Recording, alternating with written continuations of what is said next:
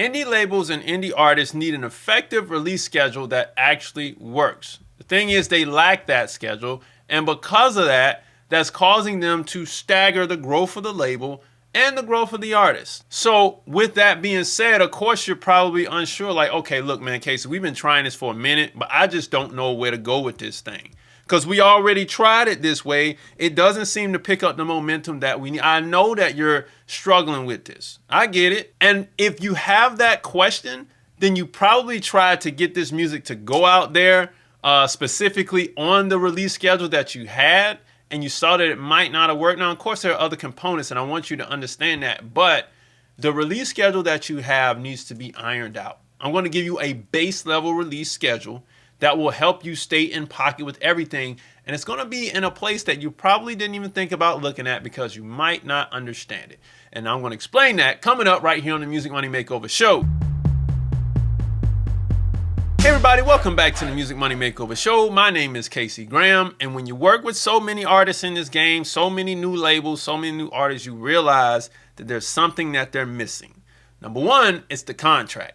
But number two, they don't know how to read the contract, which means number three, they don't know that in their contract that they get from their attorneys or even from Google if you have a really good Google contract, which I don't recommend it. But even if you get it from there, you don't know how to read it and you don't know that your release schedule is actually built in, especially if you got it from your attorney. That's what we're going to talk about. Let's hop in. So let's talk about this 9-month album creation and release cycle, right? This is a standard release cycle that has always been embedded in recording contracts. Check it out. The 9-month album creation and release cycle is designed to provide artists and labels with a structured and manageable plan.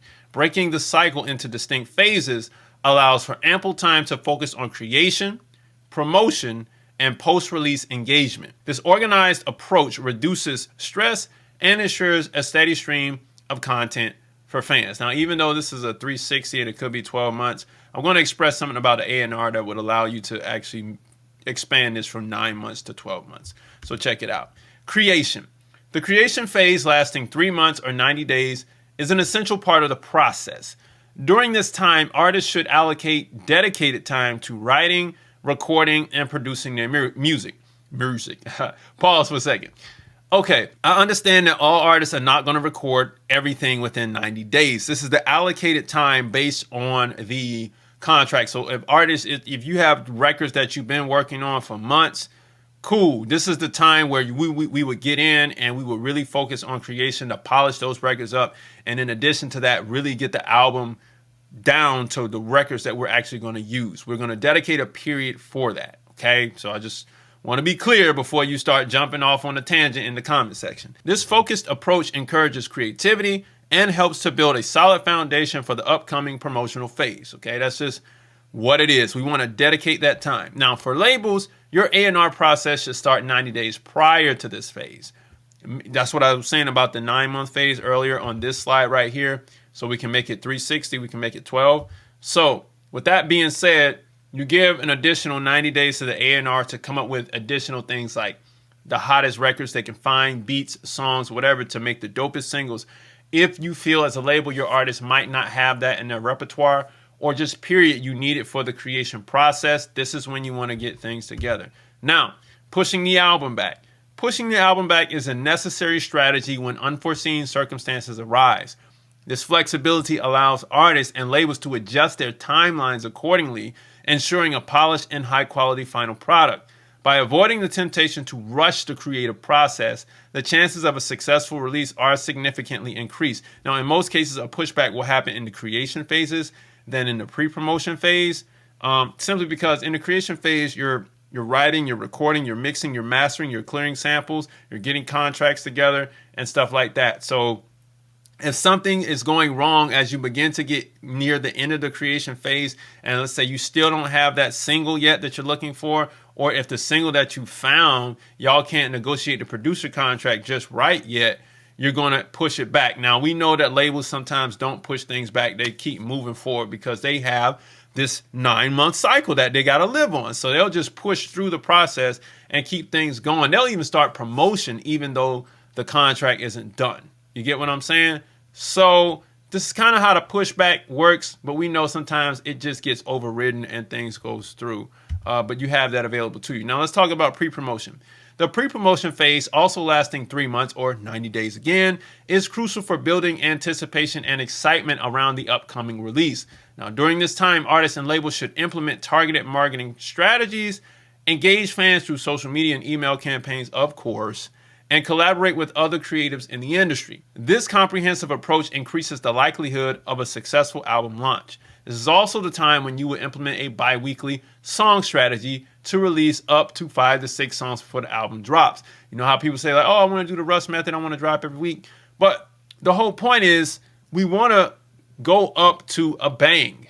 You don't want to just keep dropping to no end, right? Just to build attention. And now it's like we don't have anything out. We have singles out, but we didn't push our listeners to do something. So with that being said, we want to utilize this for our bi-weekly song strategy if you have it. Now let's talk about post-promotion for a second. The post-promotion phase, which lasts another 3 months or 90 days again, focuses on maintaining fan engagement after the album release. Okay? Artists and labels can achieve this by sharing supplemental content such as music videos, behind-the-scenes footage, and live performances. Utilizing analytics to refine future promotional strategies is also key during this period. Now, allowing artists and labels to capitalize on the momentum created during the pre-promotion phase. I'm going to say this too, the live performances part. Things that are happening in the post-promotion phase of the album coming out is your promo tour. That is not your real tour. The promo tour is different from the tour. The promo tour is something that the label puts the artist on so that they can, go through their market promoting the album. Maybe doing a show here and there and a concert here and there. All right, this is the stuff that the label would be giving you tour support for. Now, here's a cheat sheet. If you record in winter, release in summer. You record in summer, release in winter. Record in spring, release in fall. Record in fall, release in spring. You see what I'm saying? You can read it, you can pause it here, you can read it again if you need to really understand that. Now, will this schedule work for every artist and label? While there is no one-size-fits-all approach, this schedule has been proven effective for many artists and can be adapted to suit individual needs. This schedule is for someone who wants to really streamline their processes, put some push and some English, some gas, some elbow grease on what they're trying to do, put some deadlines on top of things so they can get stuff executed going down the line. That's what this schedule is for right here. And you want to use this for the drive to get everybody on board to push the car down the street. I get that you can adapt this schedule to whatever needs you need to be adapted to, but again, there is no one size fits all. But this one here has been proven time and time again. You could say that it's actually timeless. All right. Now, is it possible to speed up the process without sacrificing quality? It is crucial to prioritize quality over speed. But with a well-organized plan and a dedicated team, some phases can be expedited. Okay. If y'all are ahead of schedule, get ahead of schedule. You know what I mean? On certain things, not everything, because when you get in your pre-promotion strategy, that you kind of want to stay on. You don't want to push the album ahead because you got a lot of things to lock into that 90 days. Now, how do I know if I am allocating enough time for each phase? Good question. Continuously evaluate your progress and adjust the timeline as needed, ensuring that you are meeting goals and maintaining quality. But you got to understand, if you plan out your pre-promotion and your post-promotion phases, because these are the most crucial phases here, then you will have enough time. All right. You won't run out of time. You just want to make sure that you're packing those 90 days like the stair steps at the end of the first level of Super Mario, right? You want to start small and then build it up until you have your initial, your release. And it's like, boom, we hear everybody. And then we hit the flag at the top. That's what you want to have happen. And then from there, you hit another stair step. You keep building the momentum on top of that. And then that helps the artist and manager go and do their tour duties, their regular tour duties, not the promotional tour duties. So you should have enough time in 90 days, because if you promote too long, then the fans will get tired and they'll go elsewhere. And that's the key thing that you are worried about as a label. Okay. Now, here's why you don't have to worry about it, because I built a framework to establish your record label in a perfect 60-day sequence so you can understand these processes. So you're going to learn how to set up your LLC and bank account flawlessly for some base level anonymity so this thing and this operation can get to working, okay? All this has to be done prior to actually running the contract, the playbook on the contract. We need to set up your records and publishing division so we can run the playbook. You get what I'm saying? To collect domestic and international publishing royalties without the middleman taking 15%. All this stuff goes together. You also want to utilize the contract templates in the course to get you in the game right away, so you understand what you're doing, the game you're actually playing. Look at all the stuff that's covered. BMI, ASCAP, Sound Exchange, the MLC, Music Reports, Harry Fox Agency, Illuminate, All Music, ISRC.com, music distributors, and much more. How much is it? $275, 5 easy payments of $55. I want you to win. Therefore, I'm not taking an arm, a leg, and a tooth and all that stuff. The whole point is for you to get in the game as an artist, as an indie label, and you need to know this stuff right here. Okay, book a 1-hour call with me. Let's develop your strategy after you get through that, or before. If you just want to know more, you already got everything laid out and you want to get in the game quicker, book a call with me. Let's talk about some things and I'll set you up for success. Now grab the free stuff below. If this is your first time watching the channel, I highly recommend it. Here's the Rosy Glasses vision. You have a well-planned release schedule, ultimately, with the proper contract.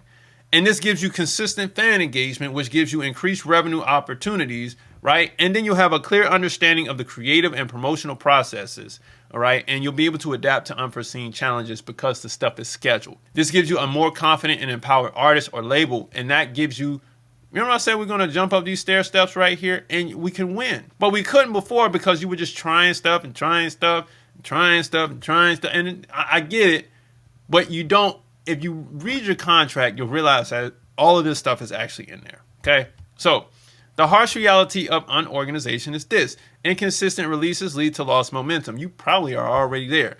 Ultimately struggling to maintain fan engagement and interest, I'm quite sure you're there, and causing you an inability to capitalize on opportunities due to poor planning. You're already there. You're already here. Don't be here. Let's hop into this type of release schedule for yourself. Really dig into your agreements if you have one. If you don't, you can still take the tips from today's video and make one custom for yourself. Just stick to it and you'll see that it actually really does work. You see what I'm saying? But don't be here. This is where we want this. We want the success.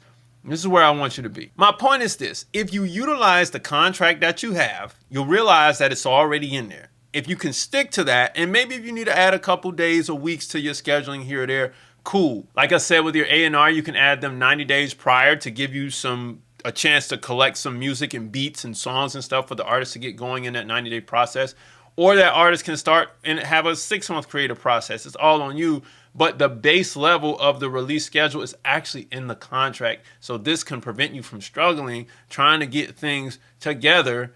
It'll organize things a lot better for you. Just use the thing that you have. Everything in this industry is built off that contract, and that's the whole point. So you can transform from where you were to where you need to be so you can actually win in this game. Music Money Makers, if you make music, you should always make money. Jump into the 60-day record label course. I highly recommend it so you can begin winning faster in this game. Book a call on musicmoneymakeover.com. Download the free stuff below, and I'll see you next time. Peace.